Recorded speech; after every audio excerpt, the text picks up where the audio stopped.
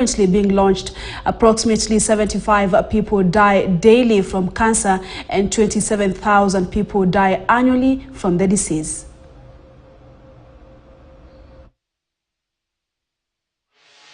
Anyway, it is also important for me to say at this point that county governments have made significant investments in cancer treatment. Mombasa, Nakuru, and Garissa counties have, for instance, developed state-of-the-art cancer centers, provide referral services. We shall follow on that trail. But do remember that a book written not too long ago by Professor Mukherjee of Harvard University, the book was entitled The Emperor of All Maladies. Cancer, the Emperor of All Maladies. It is a must-read for anybody trying to know something about cancer and trying to know why, although science is very advanced, we have never had a treatment for cancer.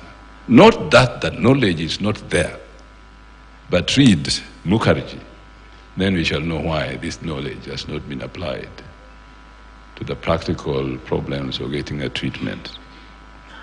But I must thank Kenyatta University Teaching a Referral Hospital. That was the initiative of my friend, Professor Oleg Moganda and her team, for what they are doing on the state-of-the-art institution that we now have in our nation, for both diagnosis, treatment, and care, and palliative care as well, for cancer. It's never too late. It is never too late to expand our knowledge on how to diagnose, treat, and care for cancer. It's only that our knowledge at the moment is limited. But Kenyatta University Teaching Referral and Research Hospital has taken the initiative to pioneer in this space. Kenya recently launched the Kenya Palliative Care Policy. Despite making rapid and significant progress in healthcare delivery since the onset of devolution, we still have a huge gap in the provision of access to palliative care across counties.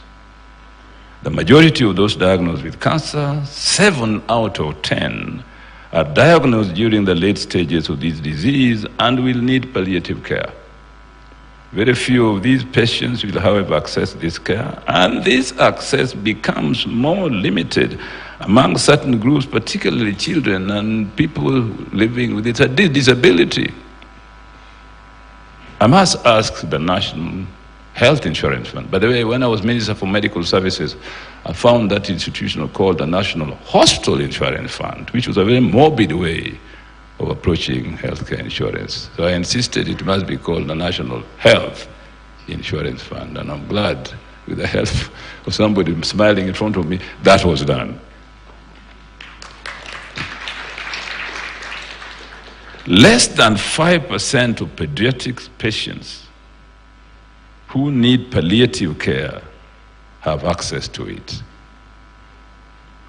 This simply means that many of our patients are not just dying, they are dying painfully. This is a trend we all must change. We know that many times cancer comes alongside physical, psychological, and financial burdens that often leave families in poverty. The majority of families never recover from these shocks. As such, a cancer program citizens can. Right, and Interior Cabinet Secretary Professor Kithure Kindiki is today in Mandera County, ongoing discussions regarding the Somalia-Kenya border, and George Maringa now joins us live from Mandera.